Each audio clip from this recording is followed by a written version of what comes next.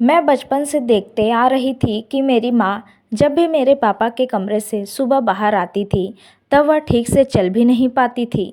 मैं माँ से हमेशा पूछते रहती थी कि माँ, आप जाती तो अच्छे तरीके से हो, लेकिन सुबह जब पापा के कमरे से आती हो तो आपकी हालत इतनी ख़राब क्यों रहती है?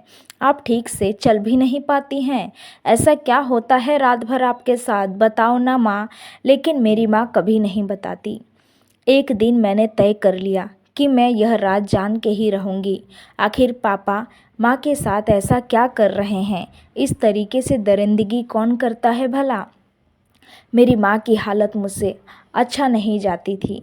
फिर एक दिन मैंने अपनी माँ के खाने में नींद की दवाई मिला दी और उनको सुला दिया। फिर मैंने सोचा आज माँ की जगह मैं पापा के कमरे में जाऊंगी। उस दिन भगवान ने भी मेरा साथ दिया था।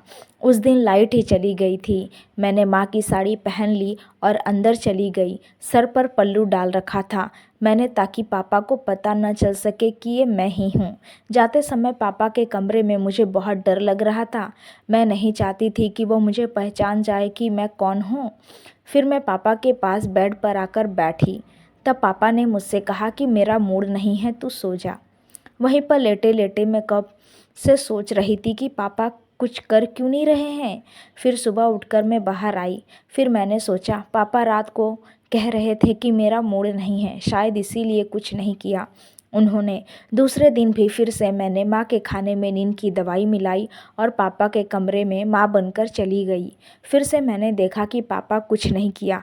वो तो फ़ोन पर किसी से बात कर रहे थे और बहुत धीरे धीरे बात कर रहे थे। ऐसा लग रहा था किसी लड़की से बात कर रहे थे। फिर लेटे लेटे मैं सोचती रही कुछ हो क्यों नहीं रहा है। फिर सुबह मैं वापस आ गई। मुझे बहुत गुस्सा आ गया था। मैंने सोच लिया कि लगता है माँ नाटक करती है। मैंने माँ से ही जाकर सारी सच्चाई पूछ लेती हूँ। तब मैं माँ के पास आई और माँ को बताई कि पूरा सच मुझे क्यों नहीं बता देती हैं।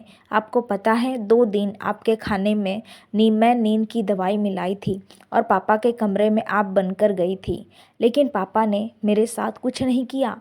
तब मेरी मम्मी ने बताया कि तुम्हारे पापा मुझे रात भर मारते हैं और वह एक अपनी गर्लफ्रेंड से बात करते रहते हैं फ़ोन पर, और वह यह चाहते हैं कि मैं उन दोनों की बातें सुनूं।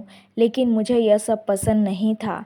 इसीलिए मैं जब कमरे से बाहर आती थी तब वह मुझे ज़बरदस्ती पकड़ कर बैठाते थे और मुझे मारते भी थे।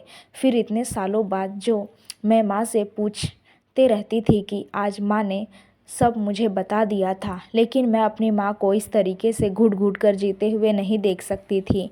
इसीलिए मैंने अपनी माँ को कहा कि अब माँ मेरी चिंता मत करिए, अब मैं बड़ी हो गई हूँ और मेरी पढ़ाई तो पूरी हो गई है। मुझे बहुत अच्छी नौकरी भी मिल जाएगी। आप पापा को तलाक दे दो, हम चलते हैं नानी के पास। तब मेरी माँ ने मेरी बात मान ली। फिर मेरी माँ ने पापा को तलाक दे दिया और उसके बाद हम दोनों माँ बेटी नानी के घर पर आ गए रहने के लिए। और मुझे खुशी इस बात की है कि मैं अपनी माँ को इस नरक से निकाल दिया, ज़बरदस्ती के रिश्ते से आज़ाद करवा दिया।